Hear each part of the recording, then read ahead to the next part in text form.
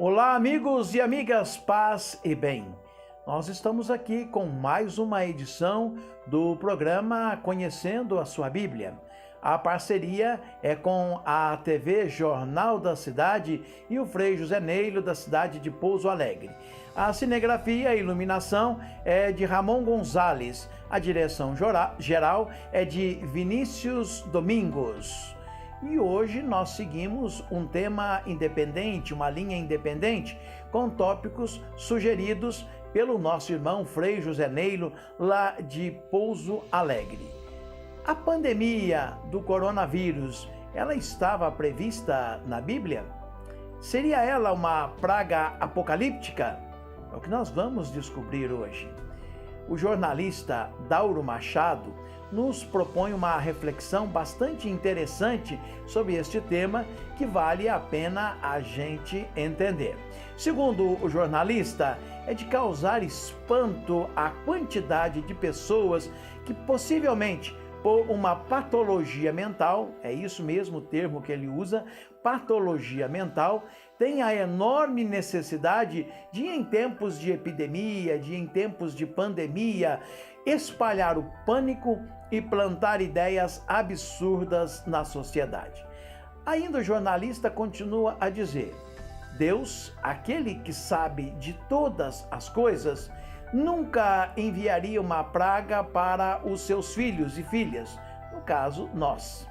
O novo coronavírus é, na verdade, segundo o jornalista, o resultado de tantas ações nocivas ao planeta e de mutações virais explicadas pela ciência. No entanto, Deus, pelo contrário, ele dá ao homem inteligência suficiente para que ele possa descobrir meios de combater esta doença. Falando em parceria sobre a fé e a ciência, sobre o divino e a ciência, o jornalista acrescenta: foi graças ao sopro de Deus que o homem descobriu a penicilina, descobriu os antibióticos, os retrovirais e as vacinas. Deus, mais uma vez, com certeza, dará ao homem condições de encontrar a cura para esta doença. O jornalista continua dizendo que não se pode admitir, em tempos de uma nova doença, que loucos, ensandecidos, usem meios de propagação moderna, como as redes sociais, para a difusão de suas loucuras e as suas teorias absurdas e outras ações cuja utilidade seja apenas para aumentar o medo e o pânico nas pessoas. Bastante interessante essa reflexão do jornalista Dauro Machado. O pastor da igreja presbiteriana Mauro Mester diz o seguinte: a Bíblia fala sobre as pragas significativas antes da segunda vinda de Jesus Cristo. Lá em Lucas, no capítulo 21, verso 11, nosso Senhor Jesus Cristo adverte os seus discípulos e ele diz: haverá grandes terremotos, haverá epidemias e fome, e também grandes terremotos. E não só terremotos, como maremotos, em vários lugares. Coisas espantosas e também grandes sinais do céu. Esta passagem mostra uma terra inquieta e em tribulação, mencionando especificamente a existência de pragas e fome como um prelúdio para o fim. Mais uma vez, confira lá em Lucas, capítulo 21, versos 9. Essas profecias, ela tem protegido a igreja nesses mais de 2000 anos daqueles que afirmam ser o Messias. No entanto, sabemos que são falsos messias. Lucas, capítulo 21, versos 8.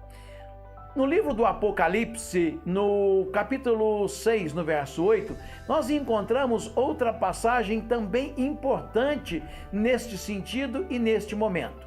E lá diz: e eis que olhei e vi um cavalo amarelo, e o seu cavaleiro, sendo este chamado de morte.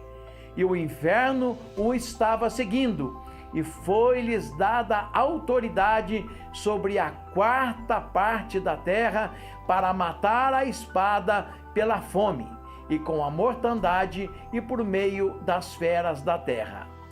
Aqui, abrir o quarto selo produziu um cavalo amarelo. Se não era amarelo, é muito pálido, ou seja, doente, que traz a dor e a morte, através de guerras, através de doenças e desastres naturais. Esses selos do Apocalipse, eles são abertos como juízo de Deus para uma terra surda diante do chamado do Evangelho. E uma última verdade a considerar é o que está lá em Romanos, no capítulo 8, no verso 22, que nos ensina: sabemos que toda a criação, ela é evidente quando as árvores caem e os animais sofrem, mas é particularmente evidente quando um vírus microscópico é capaz de causar milhares de mortes e paralisar todos os sistemas humanos. Como Deus declarou, vivemos em uma terra disfuncional. Ainda o pastor presbiteriano afirma: nessa mesma linha, nós devemos ter muito cuidado para não forçar o texto bíblico a dizer aquilo que nos interessa especificamente, ou colocar-nos diante de uma situação que, na realidade, o texto não diz sobre isso, pois nós estaríamos, se fizéssemos isso, reivindicando o lugar dos profetas de Deus. E se não se cumprisse tal profecia? E se Deus decidisse, como muitas vezes decidiu, mostrar a graça e essa pandemia for controlada e nem um quarto da terra morrer, como profetizado lá em Apocalipse 6? Nem a segunda vinda de Cristo ocorre nessa geração, como muitos profetizam?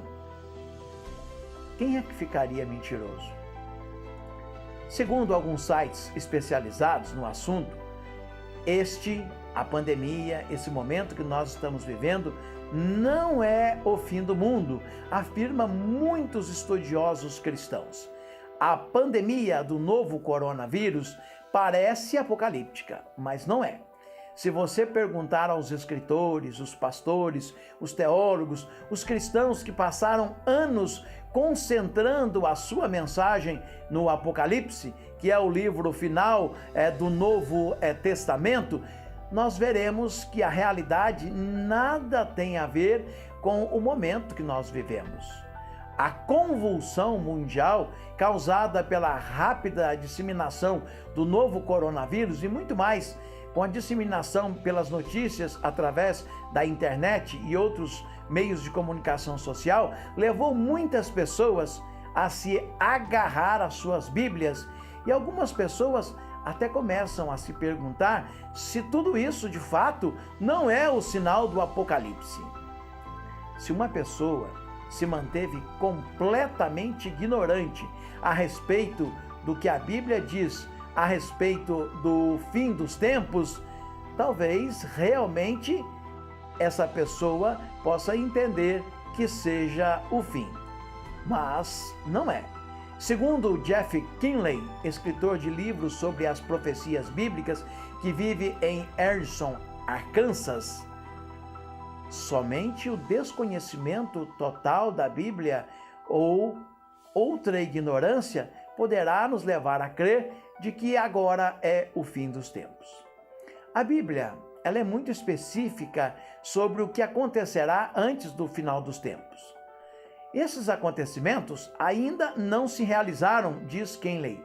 Para começar, o antigo templo de Jerusalém ainda precisa ser reconstruído.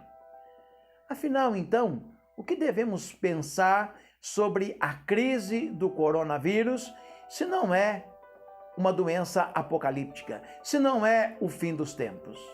Algumas pessoas pensam que sabem que este é o sinal do fim. Elas dizem: está tudo previsto no livro do Apocalipse. E outros discordam, mas são igualmente taxativas.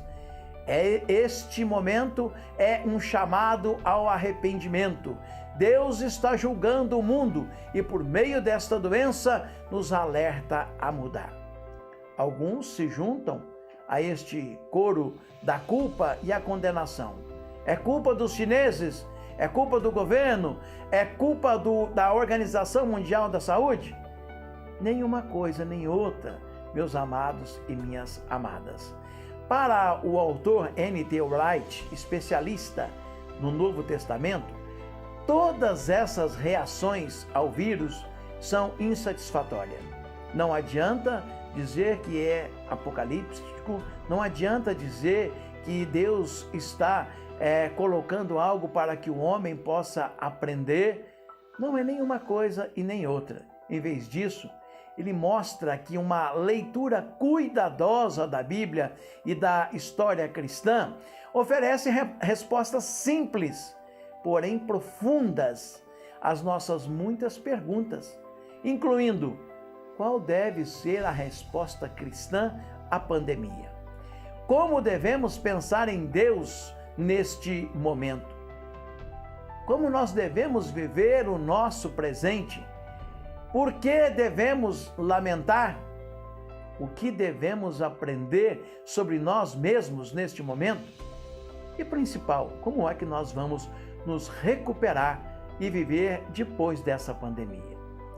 Uma carta pastoral dos bispos da Igreja Episcopal em Connecticut, intitulada Seguindo Jesus em Meio a uma Pandemia, afirma que, por mais que sejamos sábios em ajudar a conter a maré do coronavírus, nós não devemos usar as circunstâncias da Covid-19 para nos afastarmos da nossa vocação de sermos fiéis cristãos à missão de Deus no mundo.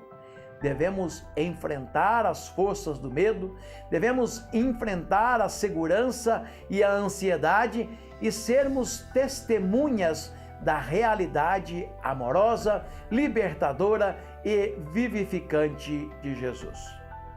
Nós devemos determinar a melhor forma de continuar a cuidar dos pobres, dos marginalizados, aqueles que estão sem habitação e vivendo a instabilidade alimentar, respeitando, é claro, as diretrizes da Covid-19 oferecida pelas agências médicas e governamentais e os funcionários de saúde locais.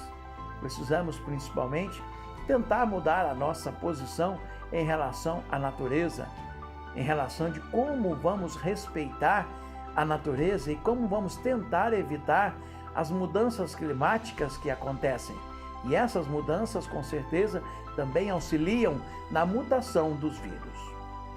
O Frei José Neilo, de Pouso Alegre, nos enviou uma sugestão interessante de que estas questões epidêmicas não são prerrogativas dos tempos modernos. Sobre o lavar as mãos, o livro do Êxodo, no capítulo 30, versos do 18 ao 21, mostra claramente a preocupação que os judeus tinham com a asepsia ritualística pessoal. Para os judeus, cada parte do corpo tem um componente espiritual, mas nenhuma parte é tão única quanto as mãos. Quando acordamos pela manhã, nossas mãos precisam ser lavadas da impureza que lhe sobreveio durante a noite. Se alguém for orar, comer uma refeição, manter relações conjugais ou entrar em uma sinagoga, as mãos devem ser lavadas antes. Sobre o costume de cobrir a boca, usar máscaras, nos tempos modernos, os israelitas eram aconselhados a fazê-lo lá em Levítico capítulo 13, versos 4, 5 e 46, para evitar o contágio e a disseminação da lepra. Também o isolamento por 7 ou 14 dias não é de agora. Neste mesmo texto de Levítico encontramos esta recomendação. Portanto, esta pandemia, o que nós estamos fazendo hoje não é novo. Ele já vem de outros tempos. E para finalizar, um bom conselho vem de Francisco Maquena da Costa, que pastoreia a Igreja Presbiteriana em Fortaleza. E ele diz o seguinte: confie na providência do Senhor. Deus é soberano e é soberano sobre todas as coisas. Até o vírus serve ao bom propósito, ainda que ele seja secreto aos nossos olhos. Nem mesmo as mais habilidosas teorias dos jogos pode ser comparada à grandeza do trono de Deus. Amém. Se você tiver uma dúvida ou uma sugestão para apresentar neste programa, pode fazer como o Frei José Nelo, pode fazer a sua sugestão aqui nos comentários. Não sou exímio exegeta, não sou exímio teólogo, mas tenho amigos que o são e nos ajudam. É só mandar a sua dúvida, é só mandar o seu questionamento que nós vamos nos aprofundar. Muito obrigado e até o próximo programa, se Deus quiser.